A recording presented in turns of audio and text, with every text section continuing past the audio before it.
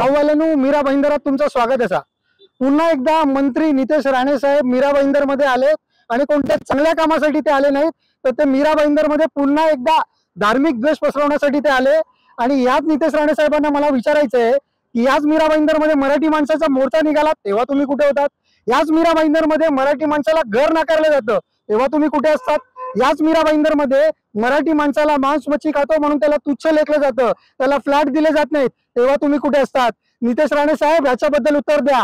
ज्या सोसायटीमध्ये तुम्ही आलात ना, तिथे मराठी माणसाला साईडला करून कुठे ना कुठे अपेक्स बॉडी बनवायची, सोसायटी बनवायची असे प्रयत्न केले जातात तेव्हा तुम्ही कुठे असतात? छत्रपती शिवाजी महाराजांची जयंती साजरी करताना सुद्धा अशा सोसायटीमध्ये कुठे ना कुठे भेदभाव केला जातो तेव्हा तुम्ही कुठे असतात? नितेश राणे साहेब, याच मीरा भाईंदर मध्ये गणेशोत्सवाची जी मूर्ती आहे घरगुती गणपतींची, ती चक्क कचऱ्याच्या पेटीतल्या कचऱ्याच्या गाडीत घेऊन जाण्यात आली तेव्हा तुम्ही इकडे आलात। नितेश राणे साहेब, याच मीरा भाईंदर मध्ये मलमूत्रयुक्त सांडपाणी विना प्रक्रिया खडीत सोडलं जातं आणि त्याच्या बापाचं विसर्जन। नितेश राणे साहेब, तुम्ही आलात ना, खरं तुम्ही बरेच तुम्ही सिद्ध केलं मीरा भाईंदर मधले भाजपावाले सगळे नालायक आहेत, तुम्हाला इथे लागणार।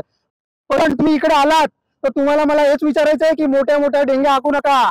मीरा भाईंदरच्या मराठी माणसाचा नव्हे तर महाराष्ट्रातल्या मराठी माणसाबद्दल या भाजपाची काय भूमिका आहे ती आधी स्पष्ट करा। तुम्ही जिथे उभे होता तुमच्या बाजूला एकतरी मराठी माणूस होता का? त्याबद्दल उत्तर द्या। मराठी माणसाचा भाजपाला काही देणं घेणं आहे का? याबद्दल उत्तर द्या। आणि तुम्ही जे इकडे येऊन असं म्हणताय की हिरवा रंग इकडून नष्ट करणार, नितेश राणे साहेब, आपण ज्या भाज्या खातो ना त्या हिरव्या असतात, हिरव्या झाडांमुळे आपण ऑक्सिजन घेतो आणि तो रंग तुम्हाला नष्ट करायचा आहे। अरे बरं, करायचं तर करा, तुमच्यात करायचं धमक असेल ना तर कराच, पण सुरुवात आधी मोहन भागवतांना भाजपच्या झेंड्यांमधून हिरवा रंग काढण्यापासून सुरुवात करा।